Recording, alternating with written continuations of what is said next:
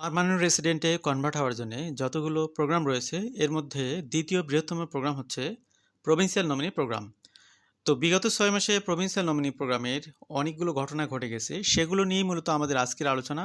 যারা এই provincial nominee প্রোগ্রামগুলোকে explore করতে চান, বিশেষ করে এখানে এই বছরের জন্য 92,000 কোটা যেটা দেয়া হয়েছে, সেগুলো কারা অ্যাকচুয়ালি পাচ্ছে, কোন কোন ক্যাটাগরির ব্যক্তিরা, এবং আপনারা যারা এই ধরনের প্রোগ্রামে আসতে চান তাদের অপরচুনিটিসগুলো কোন প্রভিন্সে কী অবস্থায় বিরাজমান, সেগুলো সব কিছু মিলিয়ে মূলত আমাদের বিগত 6 মাসের পর্যালোচনায় আজকের এই তথ্যভিত্তিক আলোচনাটি আপনাদের কাজে আসবে এই প্রত্যাশা রেখে আজকের আলোচনা শুরু করছি। কানাডা এবং কানাডার বাইরে যে যেখান থেকে শুনছেন সবাইকে স্বাগতম।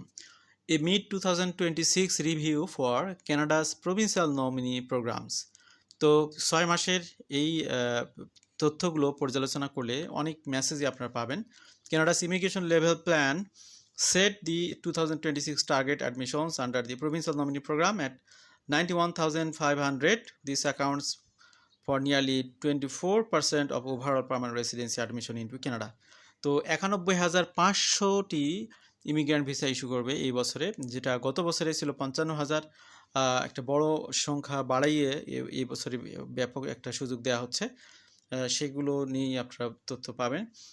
তো প্রথম হাফে আমরা প্রভিন্স বাই প্রভিন্স এই তথ্যগুলো তুলে ধরবো। প্রথম হাফের অন্টারিও প্রভিন্সের যে টোটাল কোটা, তার মধ্যে 13,663টি ইনভাইটেশন তারা অলরেডি ইস্যু করেছে, যেখানে তাদের ইন্টায়ার কোটা হচ্ছে,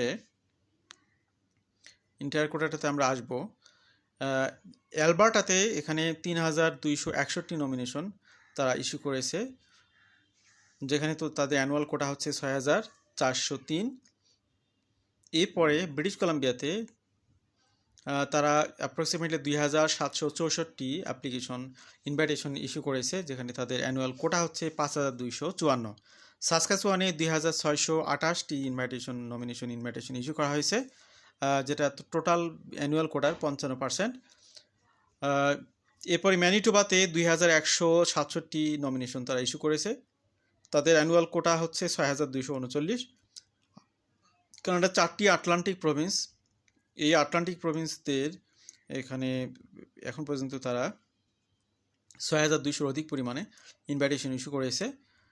এরপরে health care, skill trade are priority sector for almost all the provinces. তো এখানে সবগুলো প্রভিন্সেই এখানে টপ র্যাঙ্কে আছে হেলথ কেয়ার এবং স্কিল ট্রেড, এই দুইটি সেক্টর। এবার আমরা একটু অ্যানালিসিস করব, সেটা হলো অন্টারিও ইমিগ্রেন্ট নমিনি প্রোগ্রাম। তারা এখানে 13,663টি ইনভাইটেশন ইস্যু করে ফেললো, যে তাদের এই বছরের অ্যালোকেশন বা কোটা হলো 14,119টি। তো বছরের দেখা গেল যে সিংহভাগ তারা পূরণ করে ফেলেছে। কেন এটা করলো? 26শে জুন থেকে এই প্রভিন্সের আগের যে এক্সিস্টিং 8টি পিএনপি প্রোগ্রাম ছিল সবগুলোকে ক্লোজ করে দেওয়া হয়েছে, নতুন করে পিএনপি প্রোগ্রাম চালু করবে তারা। এই কারণে তারা আগের সিস্টেমে অধিক পরিমাণে তারা পিআর ইনভাইটেশন ইস্যু করেছে। এগুলো যদি আমরা একটু অ্যানালিসিস করি, এখানে এমপ্লয়ার জব অফার স্ট্রিমে এখানে সবচেয়ে বেশি আইটি ইস্যু করা হয়েছে, 11,635টি ইনভাইটেশন ইস্যু করা হয়েছে এই স্ট্রিমে। এরপরে হচ্ছে যেখানে তারা বিভিন্ন ক্যাটাগরিতে ইস্যু করেছে, বিশেষ করে হেলথ কেয়ার এবং আর্লি চাইল্ডহুড এডুকেশন ক্যান্ডিডেট এখানে 3,302টি ইনভাইটেশন পেয়েছে। Highest of the occupation specific category skill trade candidates receive 1,404, mining candidate 759। তারপরে লোকেশন স্পেসিফিক রাউন্ডে এখানে greater Toronto area, northern Toronto area, এরপর অন্যান্য যে সমস্ত এলাকা আছে, এখানে কম্বাইন্ডলি 1,972টি ইনভাইটেশন পেয়েছে। মাস্টার্স গ্রাজুয়েট এবং পিএইচডি গ্রাজুয়েট যারা, ওই প্রোগ্রামে 2,028টি ইনভাইটেশন ইস্যু করা হয়েছে। তো এই হলো অবস্থা অন্টারিও প্রভিন্সের। এবার আমরা যদি অন্টারিও প্রভিন্সে বাকি সময়টিতে কী হবে, আপনারা জানেন যে অন্টারিও প্রভিন্সে তারা অন্টারিও ওয়ার্কফোর্স প্রায়োরিটি স্ট্রিম নামে নতুন প্রোগ্রাম অলরেডি লঞ্চ করে ফেলেছে। এগুলোর এলিজিবিলিটি ক্রাইটেরিয়া নিয়ে আমরা কথা বলেছি, 2টি আলোচনা আছে, আপনারা সেগুলো থেকে এলিজিবিলিটি ক্রাইটেরিয়া এবং স্কোরিং সিস্টেমগুলো বিস্তারিত ব্যাখ্যা করা আছে, সেগুলোর মধ্যে আপনারা চাইলে সেগুলো দেখে নিতে পারেন। তো এই প্রোগ্রামে এলিজিবল হওয়ার জন্য নাম্বার 1 যে কন্ডিশন, সেটা হলো মোস্ট অফ দ্য কেসে জব অফার লাগবে। এখন যারা নতুন করে নমিনেশন পেতে চান, তাদের কাজ হলো একটা জব অফার ম্যানেজ করা অন্টারিও এমপ্লয়ারদের কাছ থেকে। তাহলে সেটার রেফারেন্সে আপনি এখানে ইউআই লঞ্চ করতে পারবেন। তারপরে আপনি হচ্ছে এখানে পিআরের সুযোগ পাবেন। যারা অলরেডি আইটিএ পেয়ে গেছেন এই প্রভিন্সে, তাদের স্বাভাবিকভাবেই তাদের অ্যাপ্লিকেশনগুলো প্রসেস করা হবে। এবার আমরা আসি অ্যালবার্টা প্রভিন্সে, অ্যালবার্টা অ্যাডভান্টেজ ইমিগ্রেশন প্রোগ্রাম। এখানে তারা 56টি ড্র অনুষ্ঠিত করেছে। এখানে 3261 নমিনেশন ইস্যু হয়েছে 6403 অ্যানুয়াল কোটার মধ্যে।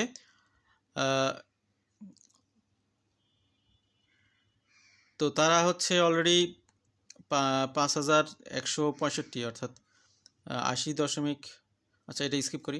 দি অ্যালবার্টা অপরচুনিটি স্ট্রিমে এখানে 6032টি ইনভাইটেশন এখানে ইস্যু হবে। The Alberta opportunity stream issued 6032 invitations to apply for 2 candidates already living and working in Alberta across 8 rounds. এটা অলরেডি হয়ে গেছে। This number alone accounts for almost the entire nomination allocation available to the province, which means that not everyone getting an ITA under the stream should expect a provincial nomination this year. In the first half of 2026, Alberta had issued 1692 nomination and this stream. এরপরে rural renewal স্ট্রিমে 563, যেটার কোটা হলো 1000। তারপরে tourism হসপিটালিটিতে 118টি, তারপরে dedicated health care পাথওয়েতে 158টি nomination issue হয়েছে। এবার আমরা আরও কিছু বিষয় দেখব। এখানে এই প্রভিন্সটা আমরা স্কিপ করি। এখন ব্রিটিশ কলাম্বিয়া প্রভিন্সে চলে আসলাম। 2764 ইনভাইটেশন তারা ইস্যু করেছে। স্কিল ইমিগ্রেশন স্ট্রিমটা নিজের মতো করে পরিচালনা করে এই প্রভিন্সটি। তো তাদের এই বছরের কোটা হলো 5254। তারা হচ্ছে entry level, semi skilled entry level, এগুলো ক্লোজ করা হয়েছে। এখন নতুন করে এখানেও নতুন প্রোগ্রাম এখানেও চালু হচ্ছে। অলরেডি এটার কার্যক্রম শুরু হয়ে গেছে। এটা নিয়ে আমরা কথা বলবো খুব শীঘ্রই। এখানে তাদের প্রোগ্রামের বিভিন্ন ক্রাইটেরিয়াগুলো ব্যাখ্যা করা হয়েছে, যেগুলোর মাধ্যমে ইনভাইটেশনগুলো ইস্যু হয়েছে অলরেডি। হাই ইকোনমিক ইম্প্যাক্ট 2089, তারপরে বিল্ডিং কনস্ট্রাকশন ট্রেডে 249, হেলথ কেয়ারে 234, তারপরে চাইল্ড কেয়ারে 177 এবং ভেটেরিনারিতে 15। তো এবার আমরা চলে আসলাম সাসকাচুয়ানে, অনেকেরই প্রত্যাশিত প্রভিন্স। এখানে 2628টি নমিনেশন তারা ইস্যু করেছে জুন 30 পর্যন্ত। 55% কোটা পূরণ হয়ে গেছে 4761-র মধ্যে। তো তারা হচ্ছে মূলত 3টি ক্যাটাগরিতে ইনভাইটেশনগুলো ইস্যু করেছে। প্রায়োরিটি সেক্টর, যেখানে health care, agriculture, skill trade, mining, manufacturing, energy এবং টেকনোলজি, এগুলোকে এখানে প্রায়োরিটি দেওয়া হয়েছে। 50% অ্যানুয়াল অ্যালোকেশনের মধ্যে তারা রিজার্ভ করেছে। Candidates in the priority sector can apply at any time including from outside Canada. এরপরে আমরা আসি আরও একটু অ্যানালিসিস যদি করি। প্রায়োরিটি সেক্টরে 1466 নমিনেশন ইস্যু হয়েছে। তারপরে ক্যাপ সেক্টরে 718 এবং আদার সেক্টরে 444।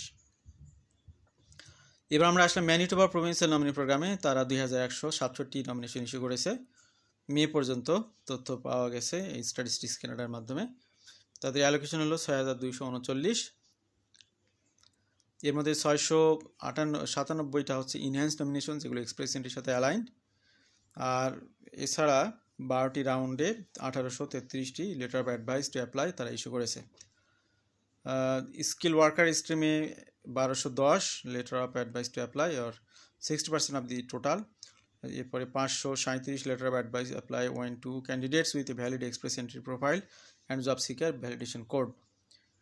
Manitoba also conducted 2 occupation-specific selection rounds. Healthcare candidate received 192 letter of advice to apply. Education candidate including secondary school teacher, elementary and kindergarten teacher, early childhood educators, assistant and teacher assistant received 431 ITA. What this means of SINP and MPNP candidates, এখানে আরও কিছু তথ্য আছে, আপনারা চাইলে দেখে নেবেন। এবার আমরা আসলাম নিউ ব্রান্সউইক প্রভিন্সিয়াল নমিনি প্রোগ্রামে। সেখানে 2352টি আইটিএ ইস্যু হয়েছে প্রথম হাফে। এখানে স্কিল ওয়ার্কার স্ট্রিমে 1300 আইটিএ, যেখানে ফোকাস করা হয়েছে নিউ ব্রান্সউইক গ্রাজুয়েট এবং candidates with local work experience. এরপরে strategic initiative which includes francophone workers issued 716 ITA. Express entry stream এখানে 336টি আইটিএ ইস্যু হয়েছে। তারপরে এবার আমরা আসি Nova Scotia provincial nominee programme, সয়েডস স্ট্রিম ন্যারো। এরপরে আসলাম আমরা Nova স্কোশিয়াটাতে between January and May 2040 invitations to apply with the activity focused on healthcare, skilled trade, other priority occupations. The province allocation, though not publicly disclosed, it estimated to be around 4,125 nomination space, suggesting considerable room remains for the second half of the year. এরপরে এনএলপিএনপি অর্থাৎ new ফাউন্ডল্যান্ড Labrador এখানে 1246টি ITA তারা issue করেছে June পর্যন্ত। Based on increase seen across other provinces, its 2026 allocation is estimated at approximately 2,000 nomination space. PEI Prince Edward আইল্যান্ডে তারা হচ্ছে 658টি invitation issue করেছে লেবার ইম্প্যাক্ট এবং এক্সপ্রেস এন্ট্রি ক্যাটাগরিতে। তো আজকে আমরা জাস্ট বিগত 6 মাসে কোন প্রভিন্সের কী অবস্থা সেগুলো নিয়ে আপনাদের সামনে তথ্য তুলে ধরলাম। পাশাপাশি আমরা কোন সেক্টরগুলো প্রায়োরিটি পাচ্ছে সেগুলো নিয়ে কিছু তথ্য শেয়ার করার চেষ্টা করেছি। প্রকৃতপক্ষে পিএনপিগুলোতে এখন কোয়ালিফাই করাটা অনেক বেশি টাফ। আপনারা যারা আজকের এই আলোচনাটা শুনছেন ভালো করে খেয়াল করবেন যে রেগুলার ওয়েতে আসলে এই ইনভাইটেশনগুলো পাওয়া পিআর পাওয়া অনেক টাফ হয়ে গেছে। এই জন্য আপনাদের বিকল্প ওয়েগুলো এক্সপ্লোর করতে হবে। বিশেষ করে 2টি language, English language, French language 2টি ভালো করে শেখা, ভালো স্কোর করা, এগুলো হতে পারে আপনাদের জন্য অল্টারনেটিভ গেটওয়ে বা চ্যালেঞ্জ মোকাবেলায় হেল্পফুল হতে পারে। Atlantic immigration programme, rural community programme এগুলোতে আপনার কোয়ালিফাই করার জন্য চেষ্টা করতে হবে। তাহলে ফাঁক ফোকর দিয়ে আপনারা একটা পিআর পেয়ে যেতে পারেন। আশা করি তথ্যগুলো কাজে আসবে। ভালো থাকবেন সবাই। আল্লাহ হাফিজ। আসসালামু আলাইকুম।